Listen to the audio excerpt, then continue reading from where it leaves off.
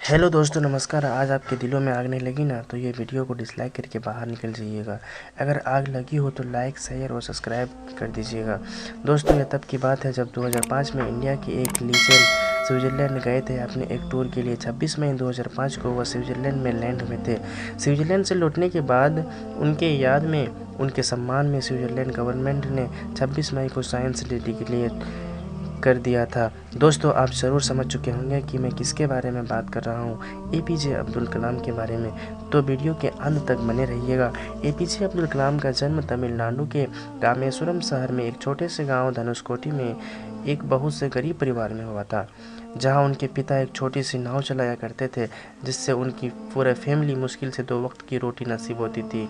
उनके घर में कोई पढ़ा लिखा नहीं था, लेकिन उनके बचपन में पढ़ाई लिखाई करने का बहुत शौक था। गरीब होने के बावजूद उनकी फैमिली पढ़ाई के लिए बहुत सपोर्ट करती थी। उनके घर में इतना दिक्कत थी कि कलाम सर अपने पढ़ाई का खर्चा उठाने के लिए न्यूज़पेपर बेचा करता था। दोस्तों, जब कलाम साहब मद्रास इंस्टीट्यूट ऑफ टेक्नोलॉजी में पढ़ते थे, सीनियर क्लास प्रोजेक्ट पर काम कर रहे थे, और वह प्रोजेक्ट प्रोग्रेस देखकर कॉलेज के टीचर उनसे बहुत गुस्सा हो गए। उन्होंने एपीजे अब्दुल कलाम सर से कहा, अगर 3 दिन में यह प्रोजेक्ट कंप्लीट नहीं हुआ तो तुम्हारा स्कॉलरशिप कैंसिल कर दूंगा। यह बात सुनकर अब्दुल कलाम बहुत घबरा गए। उन्होंने दिन रात बैठकर 3 दिन के अंदर प्रोजेक्ट को कंप्लीट कर दिया।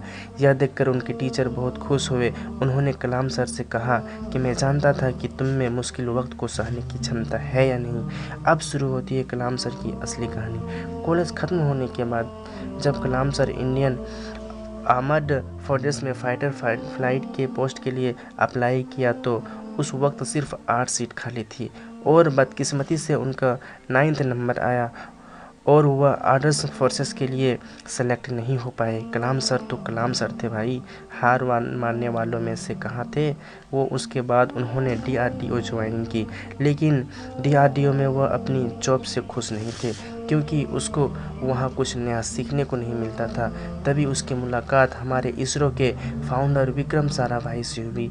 कलाम सर मेहनत और हर वक्त कुछ नया सीखने का बहुत पसंद आया उसको, और उसके बाद वह DRDO से इसरो ट्रांसफ़र हुआ।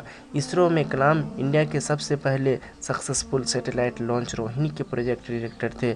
उसके बाद उन्होंने कई प्रोजेक्ट इसेंशियल किए। 1980 में पृथ्वी मिसाइल सक्सेसफुल लॉन्च करने के बाद उन्हें नासा ने जॉब ऑफर करने की कोशिश की, लेकिन उन्होंने उसे ठुकरा दिया।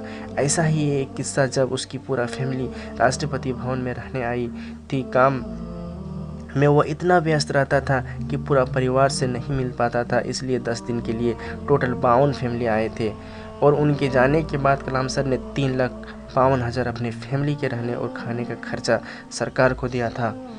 तो दोस्तों, कलाम सर की कहानी सुन के आपको कैसा लगा? अगर अच्छा लगा तो हमारे चैनल को सब्सक्राइब कर दीजिएगा और बेल आइकन को प्रेस कर दीजिएगा, ताकि इसी तरह का कहानी सुनने